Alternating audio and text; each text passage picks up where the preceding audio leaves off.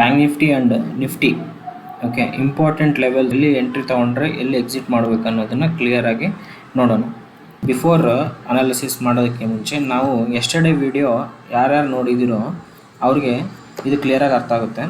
ನಾನು ಎಸ್ಟರ್ಡೇ ವಿಡಿಯೋದಲ್ಲಿ ಹೇಳಿದ್ದೆ ಮಾರ್ಕೆಟ್ ಏನಾದರೂ 50,693 ಬಿಲೋ ಏನಾದರೂ ಬಂದರೆ ಪುಟ್ ಆಪ್ಷನ್ಸ್ನ ಪ್ಲ್ಯಾನ್ ಮಾಡ್ತೀನಿ ಆ್ಯಂಡ್ ನನ್ನ ಟಾರ್ಗೆಟ್ ಬಂದುಬಿಟ್ಟು 50,307 ಅಂತ. ನಾನು ಮಾರ್ನಿಂಗ್ ಡೈನಮಿಕ್ ಲೆವೆಲ್ಸು ಅಪ್ಡೇಟ್ ಮಾಡಿದ್ದೆ. 50,974 ಆ್ಯಂಡ್ 50,384 ಇದು ನನ್ನ ರೆಸಿಸ್ಟೆನ್ಸ್ ಲೆವೆಲ್ಲು, ಇದು ನನ್ನ ಸಪೋರ್ಟ್ ಲೆವೆಲ್. ಇದು ಎಸ್ಟರ್ಡೇ ವಿಡಿಯೋದಲ್ಲಿ ಹೇಳಿದ್ದೆ ನಾನು ಹೈಯರ್ ಟೈಮ್ ಫ್ರೇಮ್ಸಲ್ಲಿ ಏನು ಮಾಡ್ತೀನಿ, ಅನಾಲಿಸಿಸ್ ಮಾಡ್ತೀನಿ, ಲೋಯರ್ ಟೈಮ್ ಫ್ರೇಮ್ಸಲ್ಲಿ ಟ್ರೇಡ್ ಮಾಡ್ತೀನಿ ಅಂತ. ಓಕೆ, ಸೊ ಲೋಯರ್ ಟೈಮ್ ಫ್ರೇಮ್ಸಲ್ಲಿ ನೀವು ಅಬ್ಸರ್ವ್ ಮಾಡೋದಾದರೆ ಓಕೆ ಎಕ್ಸಾಕ್ಟಾಗಿ ಈ ಲೆವೆಲ್ 50,384ಇಂದ ಮಾರ್ಕೆಟು 2 ಟೈಮ್ಸ್ ರಿಟ್ರೇಸ್ ಆಗಿದೆ. ಸೊ ಈ ಲೆವೆಲ್ ನಾನು 50,693 ಅದ್ರ ಕೆಳಗಡೆ ಸಸ್ಟೈನ್ ಆದರೆ ಕಂಪಲ್ಸರಿ ನಾನು ಪ್ಲ್ಯಾನ್ ಮಾಡ್ತಿದ್ದೆ ಪುಟ್ ಆಪ್ಷನು ಅಂತೇಳಿ. ಆ್ಯಂಡ್ ಅಗೈನ್ 50,370 ಬಂದರೆ ಇಲ್ಲಿ ಕಂಪಲ್ಸರಿ ನಾನು ಕಾಲ್ ಆಪ್ಷನ್ ಪ್ಲ್ಯಾನ್ ಮಾಡ್ತೀನಿ ಅಂತ ಎಸ್ಟರ್ಡೇ ವಿಡಿಯೋದಲ್ಲಿ ಹೇಳಿದ್ದೆ. ವಾಟ್ಸಪ್ ಗ್ರೂಪಲ್ಲಿ ಕೂಡ ನಾನು ಅಪ್ಡೇಟ್ ಮಾಡಿದ್ದೀನಿ ಪುಟ್ ಆಪ್ಷನ್ನ ಮಾರ್ನಿಂಗ್ ಕಾಲ್ನ.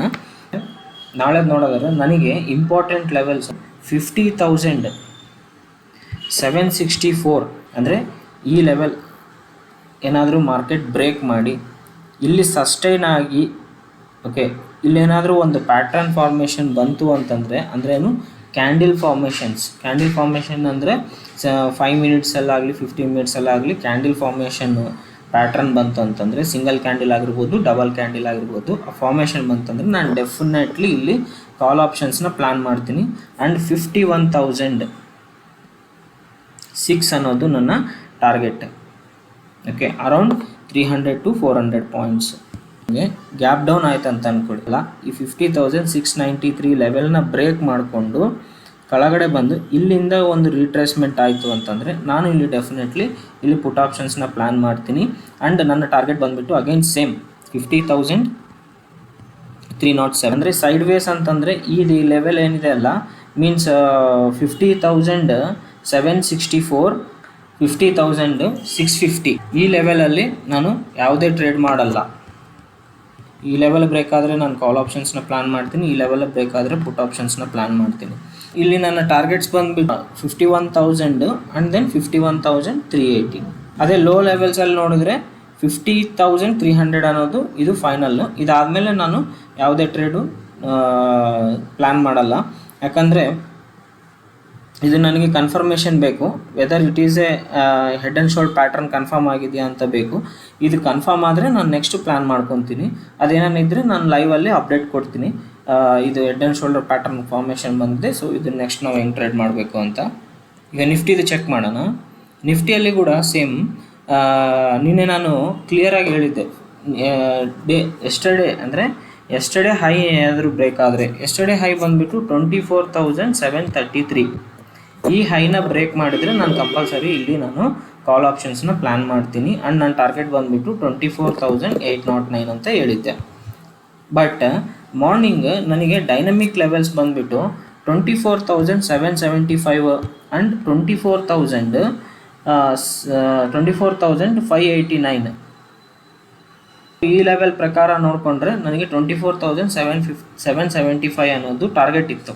24,773 ಅಬೋವ್ ಬ್ರೇಕ್ ಆದಮೇಲೆ ಇಲ್ಲಿಂದ ನಾನು 24,775 ಒಂದು ಟ್ರೇಡ್ ಮಾಡ್ಕೊಳ್ಳೋಕ್ಕೆ ಪ್ಲ್ಯಾನ್ ಮಾಡಿದೆ. ಅಪ್ ಟು 1 o'clock 1:30 ಅಬೋವ್ ನನಗೆ ಈ ಪೊಸಿಷನ್ನ ಇನಿಷಿಯೇಟ್ ಮಾಡೋದಕ್ಕೆ ಆಪರ್ಚುನಿಟಿ ಸಿಕ್ತು.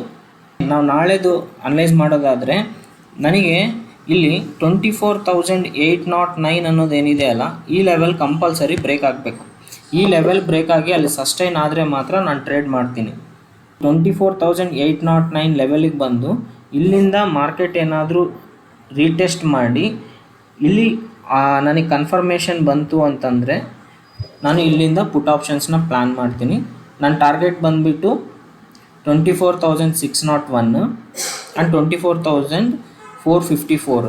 ಆ್ಯಸ್ ಪರ್ ಡೈನಮಿಕ್ ಲೆವೆಲ್ಸ್ ನನಗೇನಾದರೂ ಡೈನಮಿಕ್ ಲೆವೆಲ್ಸ್ ಇಲ್ಲೇನಾದರೂ ಸಿಕ್ಕಿದರೆ ನಾನು ಇಷ್ಟಕ್ಕೆ ಟಾರ್ಗೆಟ್ ಮಾಡ್ಕೊತೀನಿ ಫಸ್ಟ್ ಟಾರ್ಗೆಟು. ಆ್ಯಂಡ್ ದೆನ್ ಇದನ್ನು ನಾನು ರಿಸ್ಕ್ ಮಾಡಿ ಔಟ್ ಆಫ್ 100% ಕ್ವಾಂಟಿಟಿಯಲ್ಲಿ 70% ನಾನು ಇಲ್ಲಿ ರೆಡ್ಯೂಸ್ ಮಾಡ್ತೀನಿ ಕ್ವಾಂಟಿಟಿ.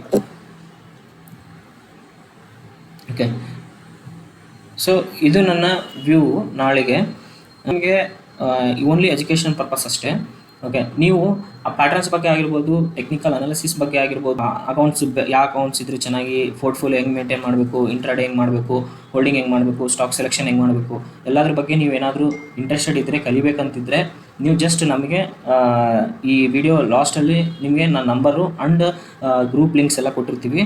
ಸೊ ನೀವು ಜಸ್ಟ್ ಸ್ಕ್ಯಾನ್ ಮಾಡಿ ಆ ಗ್ರೂಪ್ಗೆ ಜಾಯ್ನ್ ಆಗಿ. Thank you.